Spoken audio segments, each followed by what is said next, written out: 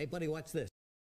Hello, Regis Gilbin is the name, and Hearthstone is the game, and the Knights of the Frozen Throne expansion is almost here, so I wanted to really quickly identify the 10 cards I think are going to be the strongest throughout the course of the expansion meta. So these are my top 10 cards from Knights of the Frozen Throne, of course, before the expansion has ever gotten here. So these are basically my predictions, and I could be totally wrong, and that's what makes Hearthstone so fun, is anticipating and theory crafting, but at the end of the day, still being surprised by some cards that you never expected, and being disappointed by cards that you thought were going to be the dream.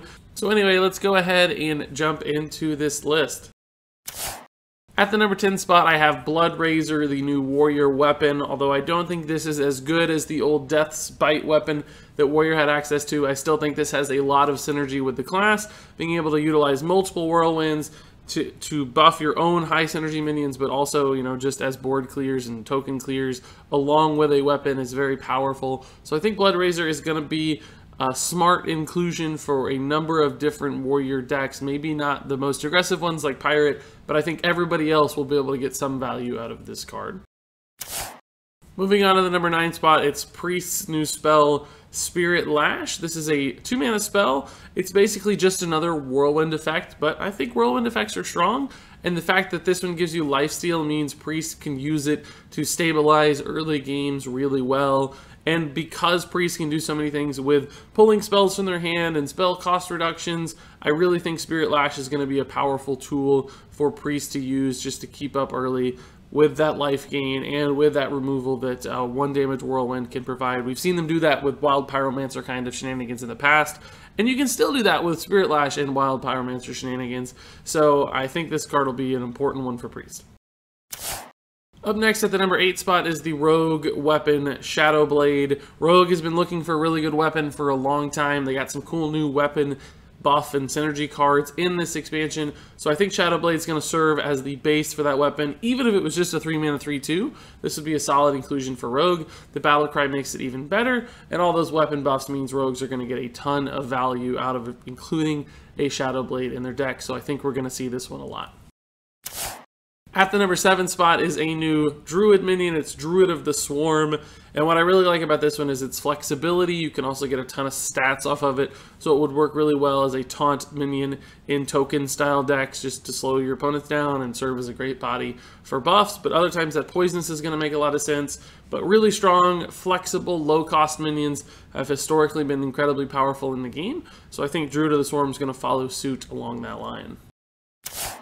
At the number 6 spot is Uther of the Ebon Blade, and of course, although it's not displayed here, his hero power that will eventually win you the game if your opponent doesn't respond to it, but that's not really why I think Uther is so strong. I really just like the lifesteal weapon that he gets to equip, and the fact that he gets to summon a 2/2 on demand for the rest of the game, making Uther of the Ebon Blade this sort of inevitable force that will eventually just overwhelm opponents, or outright win the game while also being able to stabilize behind this powerful battle cry armor and the lifesteal from its weapon.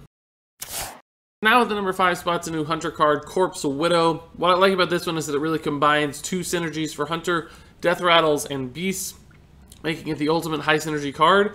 In Death Rattle decks in particular, this thing can swing the board really favorably in your direction if it sticks around, or even if it doesn't sometimes. And with those 4/6 stat allocations, it's the kind of minion that's likely to stick around and make a big impact and just outright win you games from time to time. And that's a really strong tool for a class to have, particularly when there are a lot of great 6, 7, 8 mana Death Rattles available for Hunter. Corpse Widow could really be dominant if there's any kind of Death Rattle deck at all that suits it.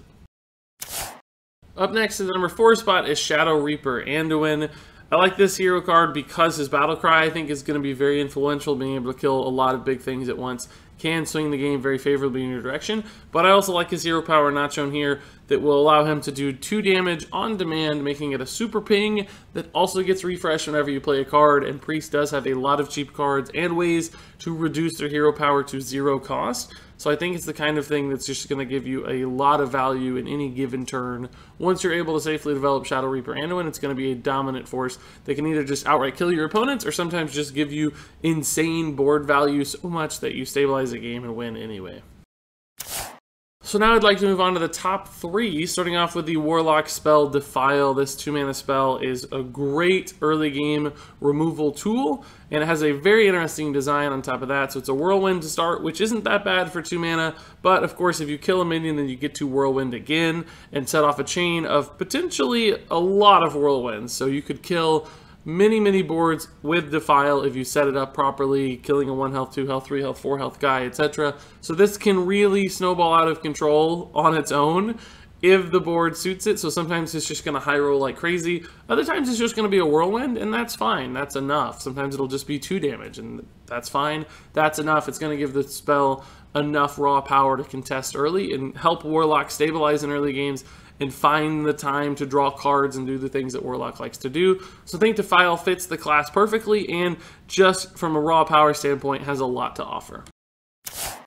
And if you want to talk about raw power, let's go on to the number 2 card. This is Ultimate Infestation, one of the craziest spells we've ever seen in Hearthstone. Of course, it costs 10 mana, which most classes could not handle, but I think Druid is the perfect class for a card like Ultimate Infestation, because they can ramp up to 10 mana faster, they can cheat it out with things like Innervate, and this is not that slow of a spell because it does actually still impact the board immediately by doing 5 damage and also summoning you a 5/5 minion.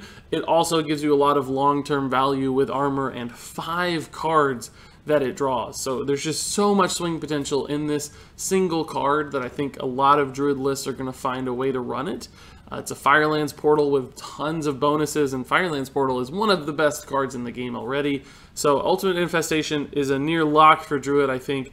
Only if the meta is super hyper fast will this card not be success, but if the meta is at all mid-range or control, Ultimate Infestation will be the perfect card for Druids to run.